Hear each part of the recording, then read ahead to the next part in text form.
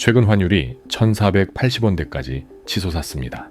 기획재정부와 금융위원회는 합동 성명을 통해 과도한 변동성에 단호히 대응하겠다는 입장을 밝혔죠.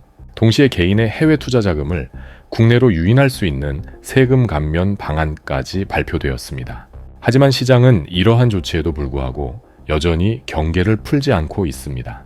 단순히 단기 투기 세력이 문제가 아니라 한국 경제의 구조적 취약점이 드러났다는 신호로 읽히기 때문입니다. 오늘 우리는 이 환율 급등의 근본 원인과 정부 대책의 실효성을 심층적으로 분석해 보겠습니다. 먼저 원화 가치 하락의 첫 번째 구조적 배경으로 한국과 미국의 기준금리 격차를 살펴봐야 합니다. 현재 미국 연방준비제도는 한국은행보다 높은 금리를 유지하고 있습니다. 이런 상황에서 글로벌 투자자들이 더 높은 수익을 주는 달러 자산으로 이동하는 건 당연한 선택이죠. 미국 국채는 안정적이면서도 금리가 높아 자금이 집중될 수밖에 없는 구조입니다. 두 번째 요인은 한국 내부의 경제 환경입니다.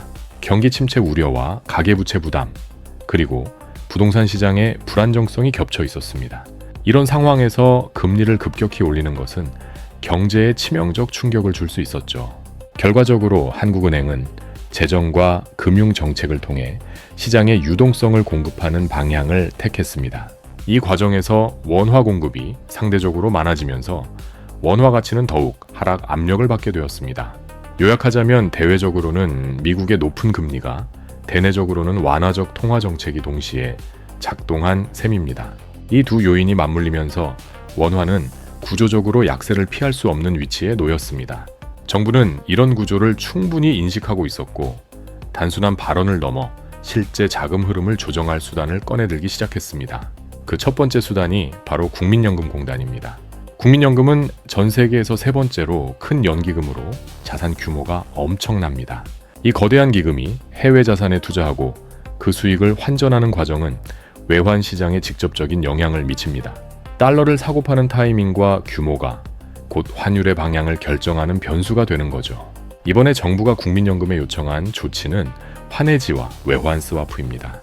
환해지는 국민연금이 보유한 달러를 현재 환율 기준으로 미리 매도 계약하는 방식입니다. 이를 통해 단기적으로 시장에 달러 공급이 늘어나고 환율 상승을 억제하는 효과가 발생합니다. 외환 스와프는 조금 더 복잡한 구조입니다. 국민연금이 해외 투자를 위해 달러가 필요할 때 시장에서 직접 매수하지 않고 한국은행과 스와프 계약을 체결합니다. 이렇게 하면 대규모 달러 수요가 외환 시장 밖으로 빠져나가면서 시장 가격에 미치는 충격이 줄어듭니다. 결국 정부는 직접 개입이라는 노골적 신호를 보내지 않고도 환율을 조정할 수 있는 통로를 확보한 셈입니다. 정부의 두 번째 정책 축은 개인 투자자를 겨냥한 세제 혜택입니다. 이른바 국내 시장 복귀 계좌 제도인데 해외 주식을 보유한 개인이 일정 시점 이후 매도하고 국내 자산에 재투자하면 세금을 감면해주는 구조입니다. 1인당 최대 5천만 원 한도 내에서 해외 주식 양도소득세를 줄여주는 방식이죠. 투자 시기에 따라 감면율이 다르게 적용되며 최소 보유기간, 요건도 함께 설정되어 있습니다. 이 제도의 목적은 해외로 빠져나간 자금을 국내로 다시 불러들이는 것입니다. 하지만 시장에서는 이 정책의 실효성에 대해 회의적인 시각이 많습니다.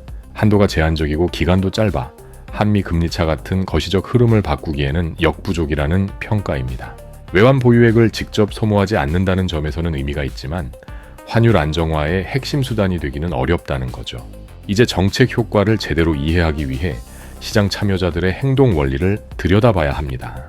크게 세 집단으로 나누어 볼 수 있습니다. 서학개미, 외국인 투자자, 그리고 수입 기업과 외환 딜러입니다.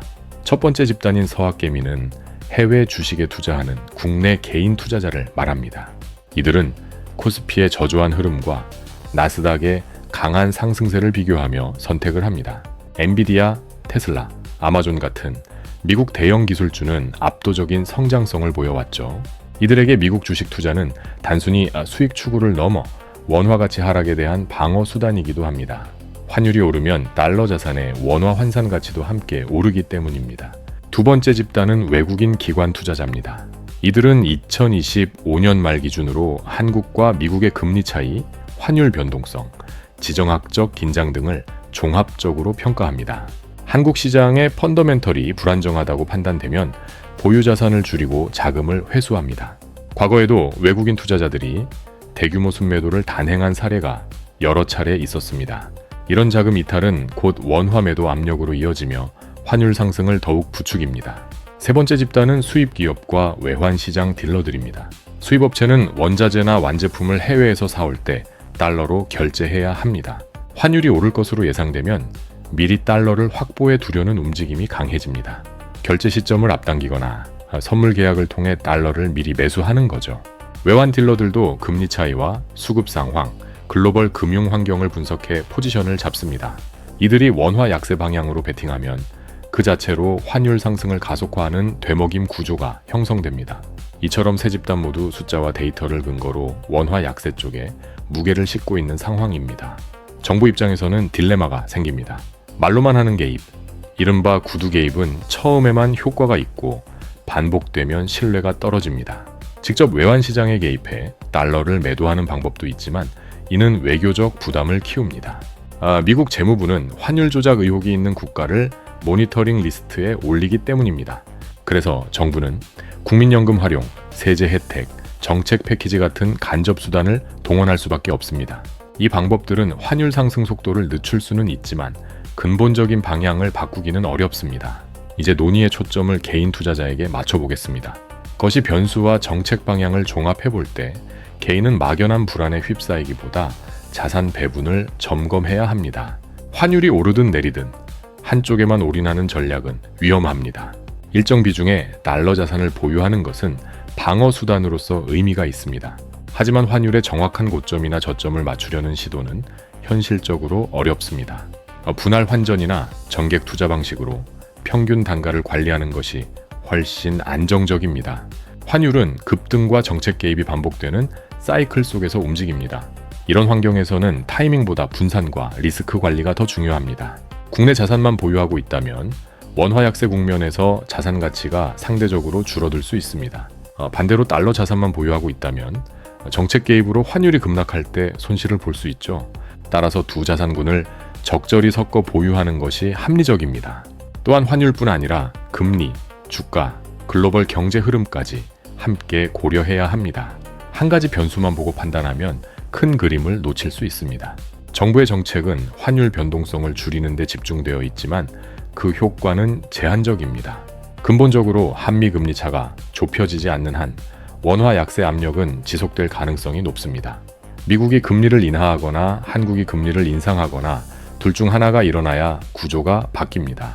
하지만 두 선택 모두 각국의 경제 상황에 따라 신중하게 결정될 수밖에 없습니다. 개인 투자자는 이런 것이 환경을 이해하되 자신이 통제할 수 없는 영역에 집착하지 않아야 합니다.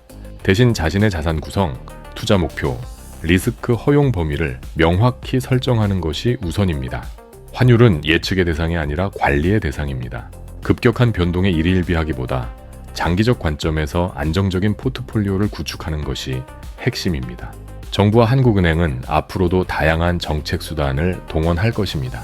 하지만 그 효과는 시장 참여자들의 신뢰와 글로벌 환경 변화에 달려 있습니다. 개인은 정책에 의존하기보다 스스로 방어 전략을 세우는 것이 현명합니다. 달러 자산 비중을 조금씩 늘리되 한꺼번에 몰아서 환전하지 않는 것이 좋습니다. 국내 우량 자산과 해외 성장 자산을 균형 있게 배분하고 정기적으로 리밸런싱하는 습관이 필요합니다. 환율 급등 국면에서는 공포가 확산되지만 냉정하게 숫자를 보고 판단해야 합니다. 정책 발표 직후 단기 반등이 있을 수 있지만 그것이 추세 전환을 의미하지는 않습니다. 구조적 요인이 해소되지 않는 한 변동성은 계속될 것입니다. 투자자는 감정이 아니라 데이터와 원칙에 따라 움직여야 합니다.